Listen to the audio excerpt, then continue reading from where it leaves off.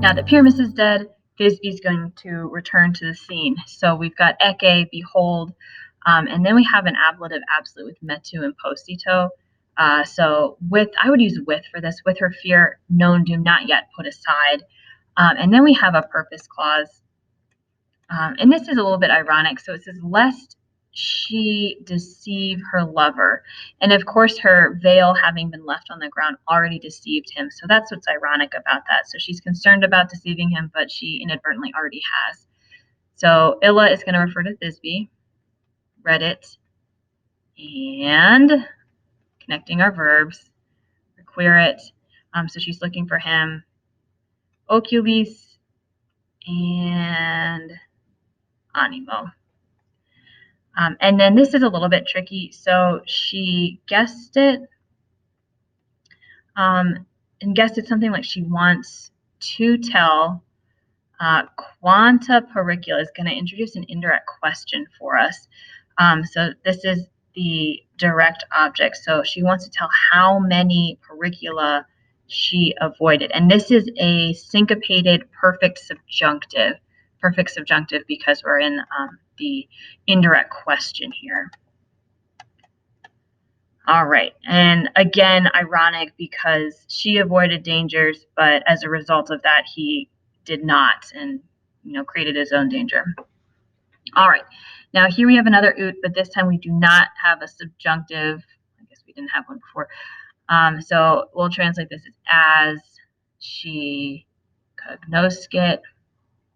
She cognoscits the locum in the formum in arbore, and this visa is a long A if you scan it, and it's going to go with arbore.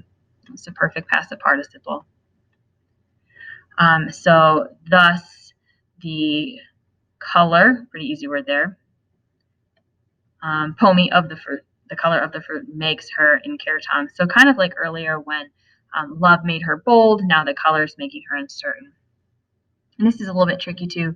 So literally this word means she sticks, she clings. So kind of think of it like as she stops in that she's frozen. And she's wondering, this is going to be another indirect question. So that on you can translate as like whether this is it. Like, is this the right spot?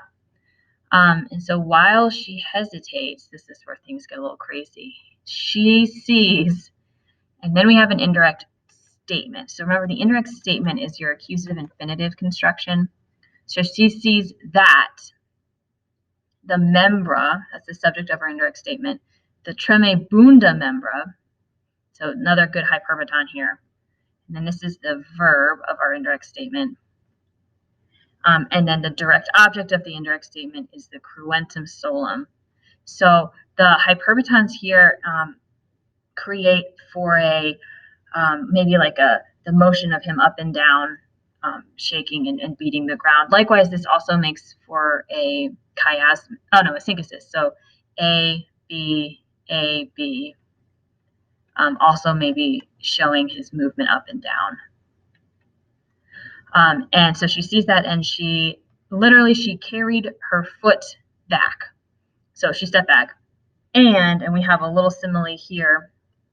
Gerunds, remember, again, when we have that ns, it means it's nominative singular. This is a present active participle, and it's describing Thisbe. So wearing an aura, a face, and then this is a comparative adjective describing the aura. So wearing a face more pale, and then this is an ablative of comparison, more pale than a boxwood. She shuddered. And then we get the simile, just like the surface of the water, which the antecedent of this is the water, which trembles when its surface is touched by a light breeze. So she shudders just ever so slightly.